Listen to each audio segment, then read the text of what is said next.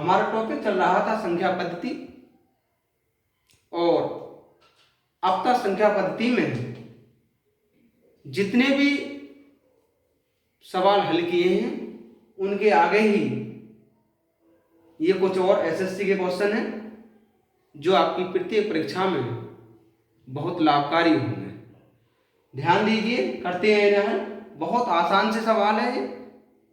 जैसे उसने कहा है कि दो संख्याओं का गुणनफल 336 है। मान लीजिए कोई भी संख्या ए और बी है, इनका गुणनफल 336 है। उनका योगफल उनके अंतरफल से 28 अधिक है। कहने का मतलब था उनका योगफल अंतरफल से 28 अधिक है। यानी जो संख्याओं का योगफल है वो इनके ही अंतरफल से 28 और जोड़ दे तो बराबर हो जाएगा। फिर सुनिए, उनका योगफल उनके अंतरफल से 28 अधिक है। कहने का मतलब है कि उनका जो योगफल है, अगर इनकी संख्याओं के अंतर में 28 और जोड़ दिया जाए तो योग के बराबर होगा। तो देखिए, ये बी इधर आया तो 2b बराबर 28, b बराबर हुआ 14। ये b का मान यहां लगा दीजिए।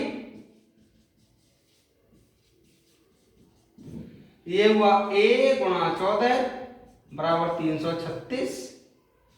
a बराबर हुआ 336 बटा 14। 14 दूनी 28 और 14 चौका 56। संख्याएं होंगी, जो संख्याएं हैं वो हैं 14 और 24।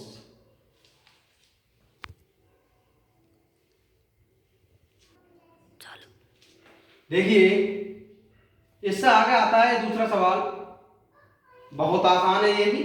उन तीन क्रमागत संख्याओं का गुणनफल कितना होगा जिनका योगफल 15 हो। ऐसे सवाल को हल करने के लिए बहुत आसान तरीका है। पहले इन संख्याओं की बीच वाली संख्या निकाल लो। तो ठीक बीच की संख्या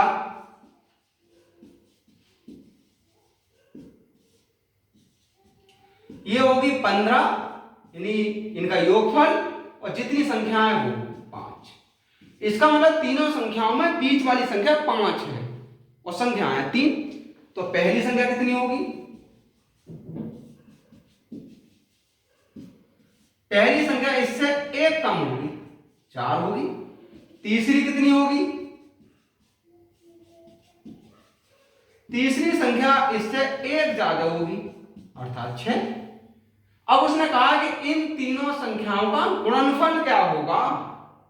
तो संख्याओं का गुणन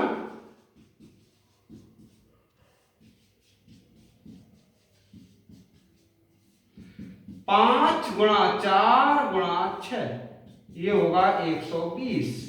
अर्थात उन संख्याओं का गुणनफल 120 होगा। देखिए, अगला सवाल देखते हैं। ये भी बहुत आसान सा, लिखने में बहुत बड़ा दिखाई दे रहा होगा। बहुत बड़ी थ्योरी दी है इस सवाल की। एसएससी में कई बार आया है ये सवाल, और एसएससी सीजीएल में भी ये सवाल आ चुका है। लेकिन थोड़ा सा बस दिमाग लगाना, आसानी से समझ जाएंगे आप। सुनिए, 71 तथा एक अज्ञात संख्या, 71 और एक अज्ञात संख्या, मान लीजिए वो अज्ञात संख्या ए के गुणनफल में, इन दोनों का गुणनफल हुआ 47 जोड़कर, 47 जोड़ दिए। जैसे ये लाइन का है वैसे ही करते चले जाइए, बहुत आसान है ये। एक नई संख्या प्राप्त की जाती है। उस नई संख्या को 7 से विभाजित करके, इसे 7 से विभाजित करके 98 भागफल प्राप्त किया जा सकता है। 98 भागफल प्राप्त किया जा सकता है। वह अज्ञात संख्या इनमें से किन संख्या का गुणक होगी? तो देखते हैं। 71 प्लस 47, ये होगा 98 गुणा 7। 71 प्लस 47, 7 अट्ठे 56, 7 ने 63, 68। 71A बराबर 686 माइनस 47। 71A घटा दीजिए इसे 639। A बराबर होगा 639 बटा 71 और ये हुआ 9। तो ये 9 किस संख्या का गुणज होगा?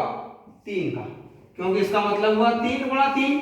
तो लिखेंगे हम कि ये संख्या 3 का गुणज है। और ऑप्शन नंबर डी आपका करेक्ट। देखते हैं अब नेक्स्ट क्वेश्चन। देखिए,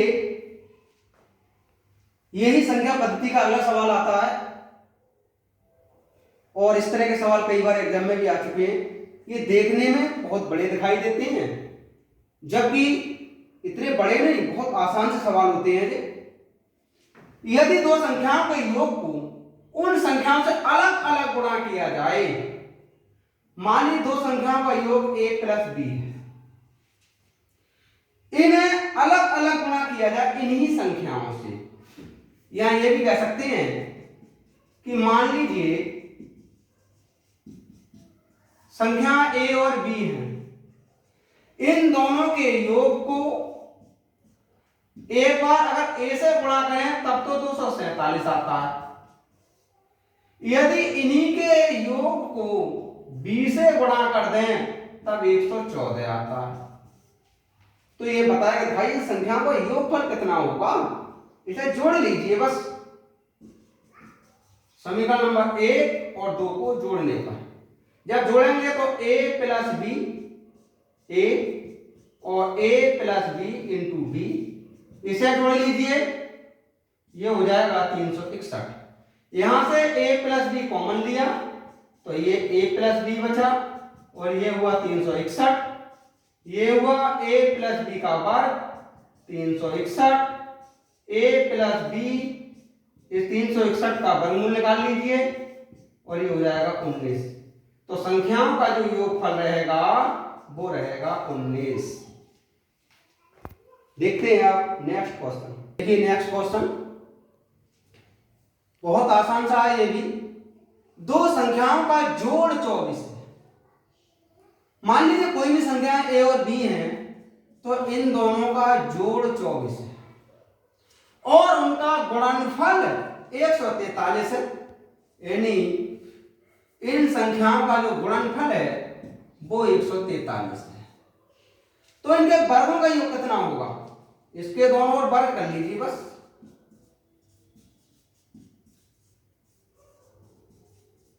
ये होगा a प्लस b का वर्ग और इधर होगा 24 का वर्ग। इसे खोलिएगा a square plus b square plus 2ab और ये हो जाएगा 576। हमें ये निकालना है बस। a square plus b square, ab का मान 143 और ये हुआ 576। a square plus b square 576, इसका गुणा कर लीजिए 2 से, ये हुआ 286। a square plus b square घटा दीजिए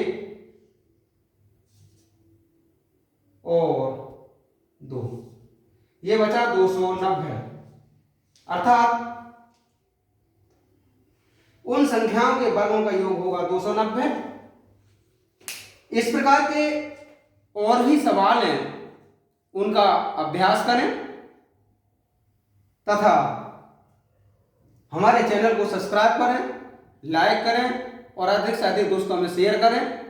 आपको आगे भी इसी तरह के और भी इससे अच्छी अच्छी वीडियो इसी चैनल पर मिलते रहेंगे।